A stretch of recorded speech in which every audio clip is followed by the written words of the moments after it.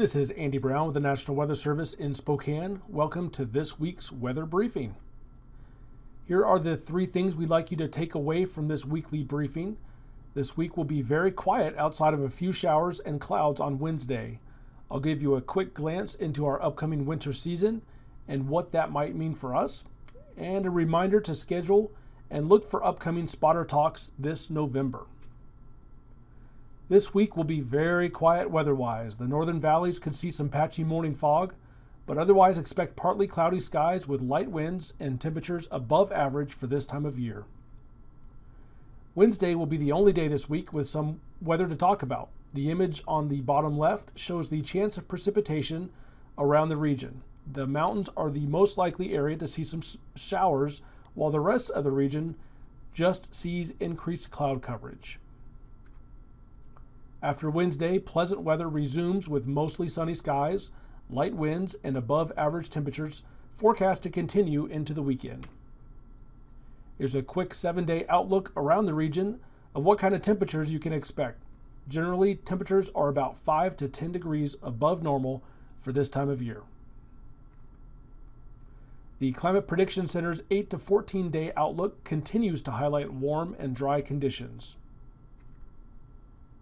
The long-range outlook is based off several factors. One of those is what phase the Pacific waters are in, El Nino, neutral, or La Niña. Depending on the phase, we can expect certain weather patterns to emerge during the winter months. For this upcoming winter, the computer models, the multicolored lines, are predicting that we'll stay in a neutral or a weak La Niña phase. Because of that, the Climate Prediction Center has issued a La Niña Watch, which means that it's likely that we'll see La Niña conditions develop this winter. But what does that mean for us? For the Pacific Northwest, we will typically see a colder and wetter pattern develop during La Niña winters. The Climate Prediction Center's most recent long-range forecast was released October 19th.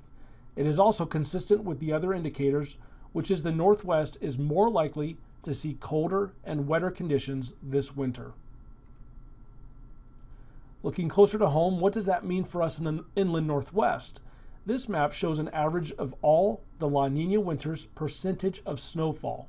So region-wide during La Niña winters, the inland Northwest receives about 110 to 140% of normal snowfall. Putting that all together, the bottom line is we are more likely to experience colder and wetter conditions than normal during a La Niña winter. In general, main stem rivers are also more likely to reach flood stage during La Niña winters. Upcoming weather spotter training will be scheduled soon, including a virtual spotter talk likely in early December.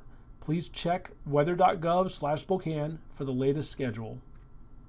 Here's a recap of the 3 bullets discussed today. With the added confidence bars, please follow us on Facebook and Twitter, or check weather.gov/Spokane for the latest information.